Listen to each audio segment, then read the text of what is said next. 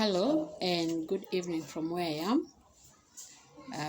It's evening. I don't know whether it's your afternoon, your morning, or your night.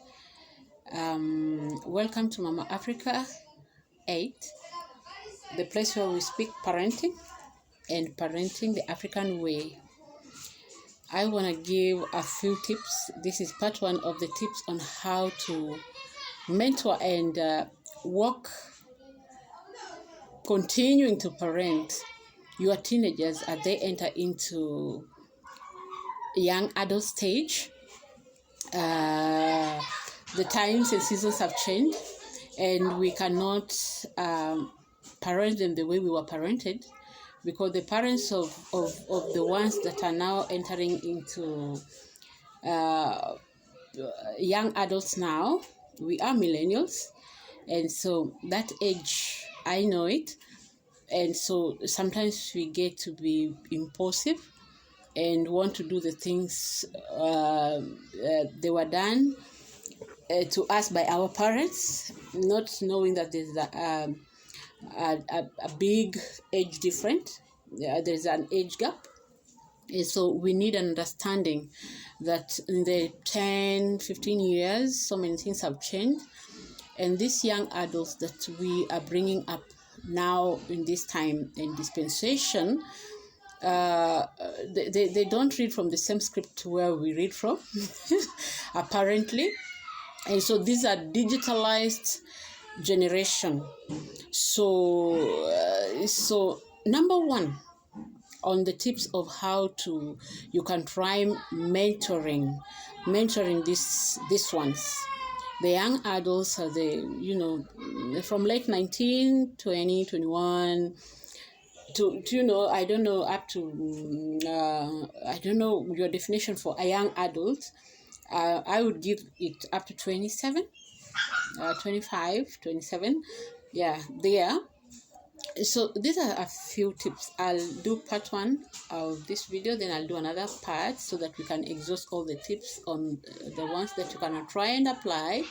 As I always say, that there is no parenting therapist that has the perfect manual on how parenting should be done, and in most cases it is out of experience, apart from the knowledge that we acquire.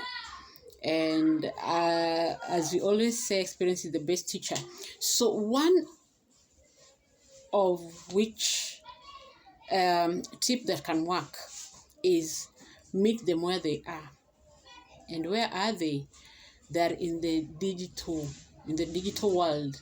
So meet them digitally first, but not digital only. They live on social media. They live on TikTok. They live on IG. They live on X. They live on Google. Those are the places where they live, if you would relate. So adjust to sometimes communicating via text or voice note. Why do I say adjust? Because as a millennial, and as you are brought up, you'd find it so hard that why would I talk to my child through text or through a voice note? Instead, I could call them and just tell them what I want to. They are looking at you and they're like, what is she saying? What is he talking about?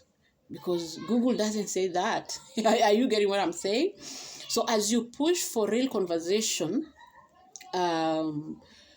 try being at the same page with them, okay?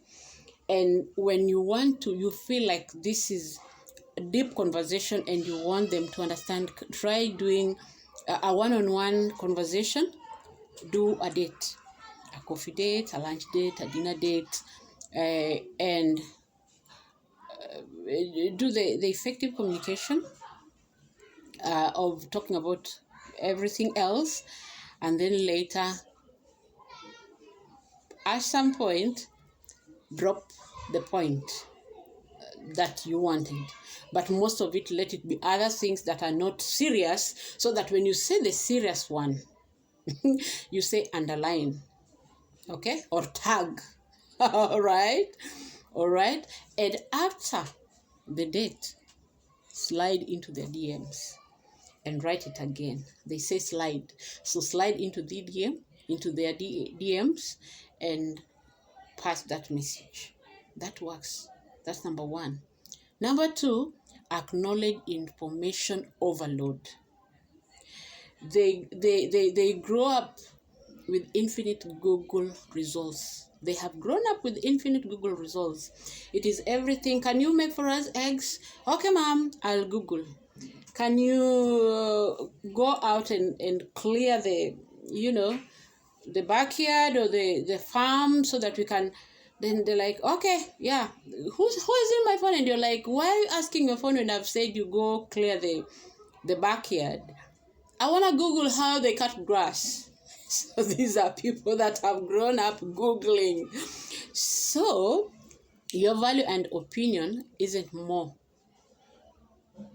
of information. It only helps them to filter and prioritize when they want to apply, what they should apply, what they choose to apply. All right? So, try as much as possible that the information that you give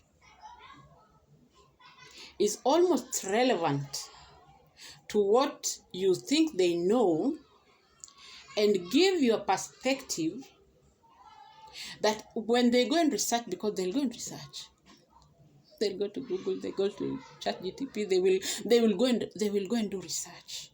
That is where they are at. And as an African mom or an African dad, I know it is so hard for us to want to accept this.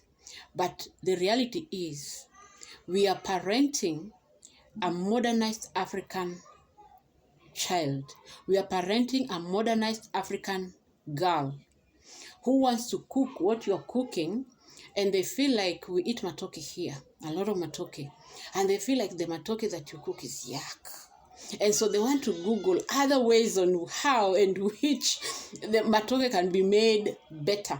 And so you tell them, can you make for us dinner? And they're like, okay, mom, I'll do it. And then you see everything is put on the table and the phone is there. And you're like, what are you doing?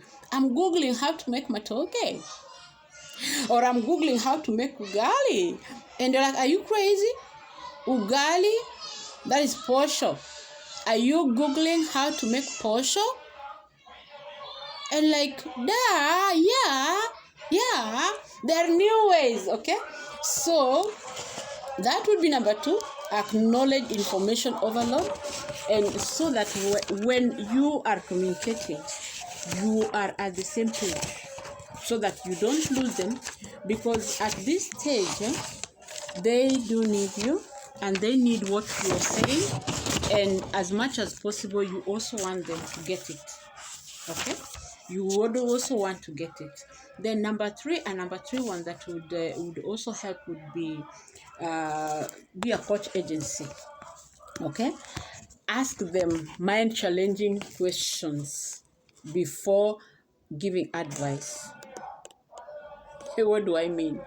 Use words like, what do you think? How would you do it? What happens if we did this? So challenge their minds. Why?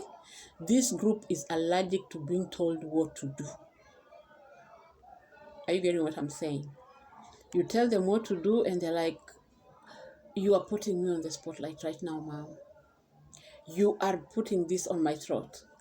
How do you even get to choose a girlfriend for me? Why are you choosing a boyfriend for me?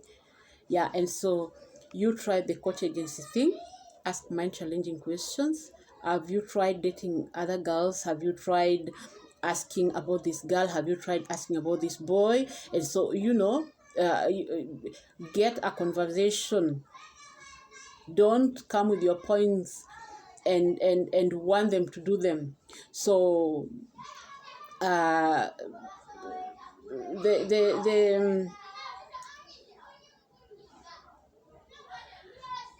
they seek a thought partner because, as it were, they know. So the thought partner would be your questions. what you're asking them towards what you want to discuss with them. So you have to challenge their minds so that you get their minds working, and it had to be in a friendly way so that you are in the same page and they get to hear and understand what you're saying. I'll give you more tips on this because I would want us, because this is the age where we lose our children, because this is the age where they start to choose companionships, relationship. They start getting into relationships, getting fiances, people that they put that now this one is the one that I'll marry and I'll settle with. So this is the age they start to date. Okay, so it is also as crucial just as teenage age, and so we are going to dwell more on this. And so watch out on our next video that I'll be doing part 2 of the tips on how to mentor young adults of the 21st century, of the Gen Z generation. Thank you for watching and see you in the next video. Bye-bye.